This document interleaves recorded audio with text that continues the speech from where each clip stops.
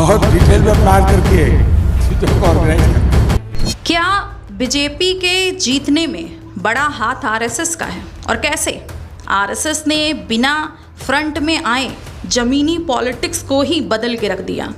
क्या एमएसपी काम कर गया हरियाणा में? और क्या हरियाणा में बीजेपी की नहीं बल्कि हिंदुत्व की जीत हुई है?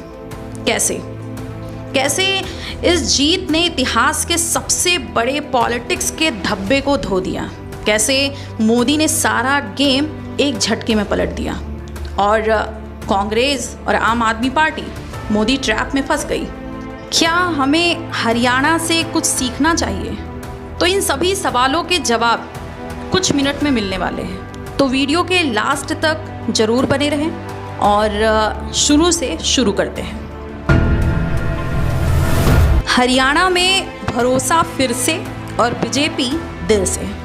लेकिन जब कांग्रेस ये उम्मीद लगा के बैठी थी कि अब तो हरियाणा में हमारा राज होगा, हमारी सरकार होगी, ये उम्मीद हो भी कैसे ना, क्योंकि एग्जिट पोल जो थे वो यही कह रहे थे। वो एक तरह से जो दिया कांग्रेस के मन में जल रहा था उसमें घी डाल रहे थे। फिर जब वोटिंग स्टार्ट हुई, सुबह 6 बजे से ही ढोल नगाड़े सब बज रहे थे, साथ में फैक्ट्री से जलेबी भी आ गई थी। आप समझ गए होंगे।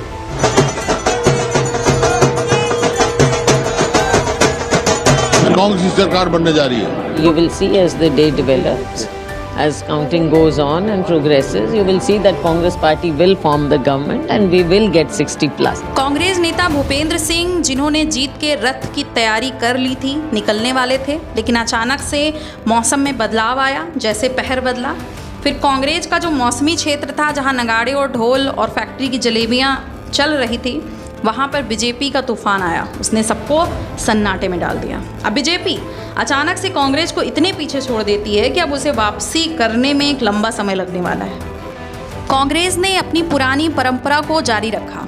उन्होंने इस बार अपनी परंपरा की जो जिम्मेदारी थी वो महासचिव कांग्रेस के जयराम रमेश को दी। उन्होंने इस बार सीधे सीधे चुनाव आयोग पर आरोप लगा दिया। उन्होंने कहा कि ये वेबसाइट में कुछ गड़बड़ी हुई है जिसकी वजह से ऐसा हुआ है। अब फिलहाल के लिए ये चुनाव आयोग पर लगाया गया है। मैंने अपनी जिंदगी में सबसे अच्छी जलेबी आज खाई है। चलिए जानते हैं कि कांग्रेस का ये बुरा हाल हुआ कैसे। मतलब जहां पहली पोजीशन पे थी सुबह से, वहीं ये तीसरी चौथी पोजीशन पे कैसे पहुंच गया। लेकिन इसके बारे में बात करें उससे पहले आम आदमी पार्टी के बारे में भी बात कर लेते हैं। हमारी योजना ऐसे नहीं होती। आपको लगता होगा कि लास्ट मोमेंट ऐसा कर दिया, लास्ट मोमेंट ऐसा कर दिया, ऐसा नहीं होता है जी। हम बहुत डिटेल में प्लान करके चीज़ों को ऑर्गेनाइज करते हैं और ठीक है, हमारा प्रोग्रेसिव अनफोल्डमेंट रहता है। सब चीज़ें पहले से नहीं बताते हैं, धीरे धीरे आपको पता चलता है। जो कुछ भी करा मेरे साथ, हरियाणा का बच्चा बच्चा उसका बदला लेगा। लेगा कि नहीं लेगा? इन्होंने मेरे को जेल भेजा, अब हरियाणा वाले इनको हरियाणा से बाहर भेजेंगे। आम आदमी पार्टी ये वो पार्टी है जिसने दिल्ली का सत्यानाश किया और कांग्रेस से कह रही थी कुछ समय पहले कि वो हमारे साथ गठबंधन कर लें ताकि हम मिल के हरियाणा को जीत सकें।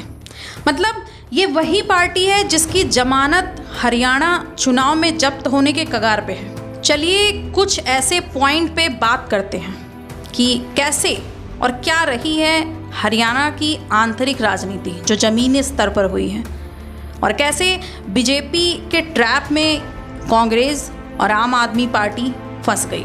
हरियाणा में जहां पर कोई भी पार्टी रिपीटेड सरकार नहीं बना पाती, ऐसे में बीजेपी ने तीसरी बार वहां सरकार बना दी।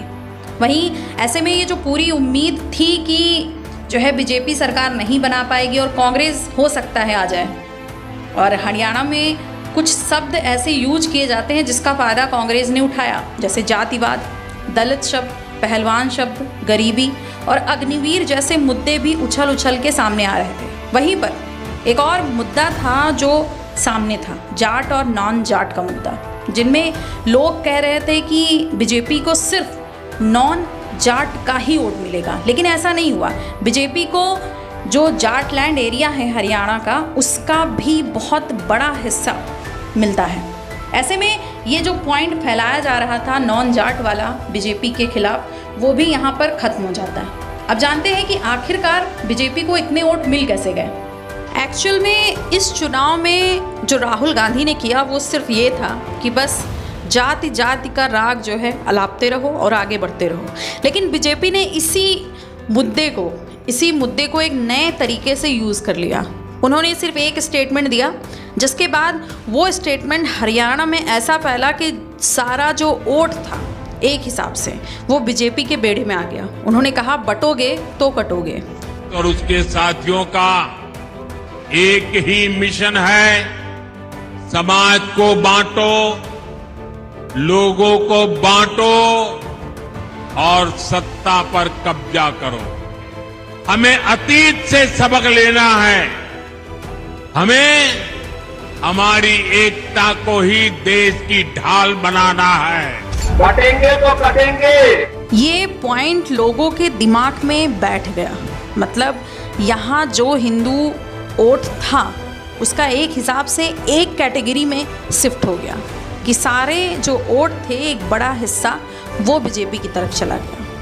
और इस बार अयोध्या की तरह यहाँ पर नहीं हुआ और हिंदू एकता बीजेपी के लिए एक बहुत बड़ा रोल प्ले गेम चेंजर साबित हुई।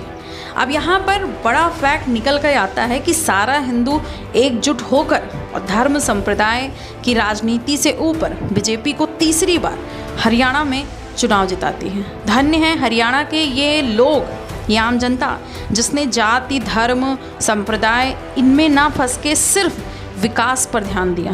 उन्होंने इस पर ध्यान दिया कि हमें किसी पार्टी से मतलब नहीं, हमें जो विकास देगा उसे हम जिताएंगे। भारत की ज़मीन पर ऐसी राजनीति बहुत कम देखने को मिलती है जहां पर हम धर्म से उठकर हम विकास की बात करते हैं। वही दूसरा पॉइंट है आरएसएस। कैसे आरएसएस ने हरियाणा चुनाव में जीत का एक बहुत बड़ा परचम जो है बीजेपी के हाथ में थमा दिया, क्योंकि आरएसएस और बीजेपी की आपस में नहीं बनती है, ये बात काफ़ी अरसे से सुनी जा रही है। वहीं आरएसएस और बीजेपी ने मिलकर एक बड़ा झटका इस बात के खिलाफ दे भी दिया। संघ और आरएसएस ने हरियाणा में 4 महीने के अंदर 16,000 सभाओं को ऑर्गेनाइज किया और बीजेपी की एक बड़ी हेल्प हुई इन सभाओं से। कारण था कि हरियाणा में 10 साल की सत्ता विरोधी लहर चल रही थी। आरएसएस की इस आंधी में, सभाओं की आंधी में एक हिसाब से अपोजिशन ढेर हो गई।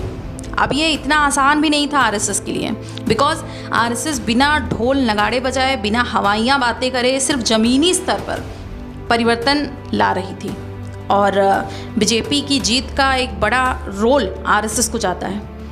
अब जो अपोजिशन गला फाड़ फाड़ के चिल्ला रही थी कि बीजेपी आरएसएस में नहीं बनती है, फूट पड़ चुकी है, उनके मुंह पर भी एक जोरदार तमाचा पड़ चुका है फिलहाल के लिए।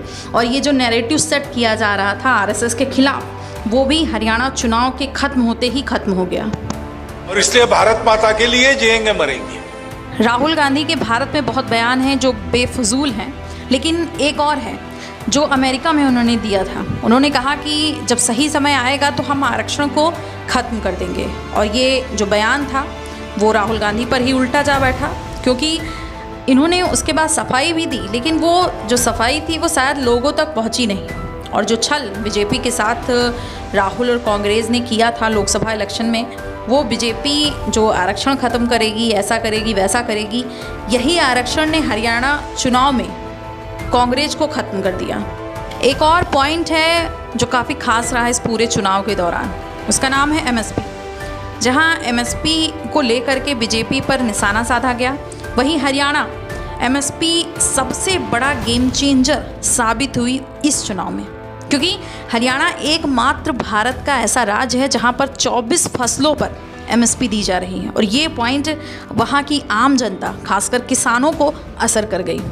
अब जो अग्निवीर का मुद्दा है वो भी कुछ कम नहीं था, वो भी कई उतार चढ़ाव से निकला है। तो उसमें क्या हुआ कि हरियाणा में फ़िलहाल 10% आरक्षण पर अग्निवीर है, यानी कि एक ये भी फ़ायदा वहाँ पर देखने को मिला। यानी ये सारे जो पॉइंट हैं वो कहीं ना कहीं बीजेपी के लिए काम कर गए और जो है धर्म और पंथ और संप्रदाय से उठकर आम जनता ने हरियाणा के विकास को चुन लिया। और कांग्रेस का जो राग था, जाति राग, इस बार काम नहीं आया। और बीजेपी का एक पॉइंट काम आ गया, शायद भारी पड़ गया कि बटोगे तो कटोगे, और बीजेपी ने अपनी जीत दर्ज करा दी। लेकिन पॉइंट ये है कि जो जलेबियाँ फैक्ट्री से राहुल गांधी ने मंगवा ली थी उसका क्या होगा। अब दुकानों से जलेबियाँ आ चुकी हैं और बीजेपी ने खा भी ली। क्या ये सारे पॉइंट जो है महाराष्ट्र के चुनाव में काम करेंगे? जो माइंडसेट, जो ट्रेंड हरियाणा ने चला दिया है भारत में, वो सभी चुनाव में काम करेगा? तो हो सकता है, क्योंकि इस ट्रेंड को काफ़ी पसंद किया जा रहा है भारत की जनता द्वारा। और ये नया ट्रेंड है कि धर्म संप्रदाय बाद में, पहले विकास। अगर आपको वीडियो अच्छी लगी हो तो चैनल को लाइक करें, शेयर करें और सब्सक्राइब किए बिना ना जाएं। तो मिलते हैं किसी नई घटना के साथ, किसी नई स्टोरी के साथ नेक्स्ट सीरीज़ में।